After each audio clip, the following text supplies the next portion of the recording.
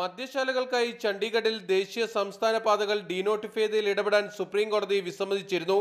ഇതോടെയാണ് സംസ്ഥാനത്തും ഇതിനുള്ള നടപടികൾ തുടങ്ങിയത്. പൊതുമരാമത്ത് വകുപ്പ് തുടക്കത്തിൽ ഇതിന് എതിരായിരുന്നു.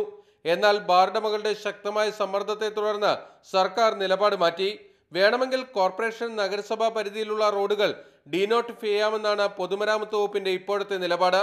എന്നാൽ ഇതിന്റെ പ്രയോജനം കിട്ടാത്ത ഒരു വിഭാഗം ബാറുടമകൾ പ്രത്യേകമായി സർക്കാരിനെ വീണ്ടും സമീപിച്ചിരിക്കുകയാണ്. പഞ്ചായത്തുകളിലെ പ്രധാന കേന്ദ്രങ്ങളെ കൂടി ഡീനോട്ടിഫിക്കേഷനിൽ ഉൾപ്പെടുത്തണമെന്നാണ് ഇവരുടെ ആവശ്യം. പക്ഷേ പൊതുമരാമത്ത് വകുപ്പിന് ഇതിനോട് യോജിപ്പില്ല. സംസ്ഥാന പാതകൾ ഏതാണ്ട് പൂർണ്ണമായും ഇല്ലാതായാൽ ഉണ്ടാകുന്ന ഭവിഷ്യത്തുകൾ വകുപ്പ് സർക്കാരിനെ അറിയിച്ചിട്ടുണ്ട്.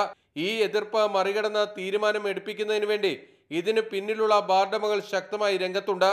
കേന്ദ്ര സർക്കാരിന്റെ റോഡ് ഫണ്ട് അടക്കമുള്ള സഹായങ്ങൾ നഷ്ടമാകാൻ സാധ്യതയുള്ള ഒരു തീരുമാനം ഒരു വിഭാഗം ബാറുടമകൾക്ക് വേണ്ടി സർക്കാർ എടുക്കുമോ എന്നതാണ് ഇനി അറിയേണ്ടത്. മാതൃഭൂമി ന്യൂസ്, കൊച്ചി.